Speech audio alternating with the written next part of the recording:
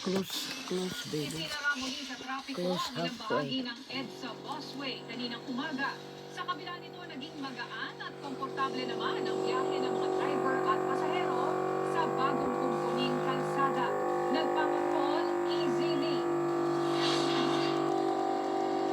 Binaybay ng bus driver na si Bernabe ang bagong aspaltong EDSA busway mula EDSA Orense ngayong Martes ng umaga. Pero pagdating sa Buendia, sarado pa rin ang daan sa kabila ng anunsyo ng DPWH at DOTR na possible na ang inner lane ng southbound mula EDSA Orense hanggang Ayala.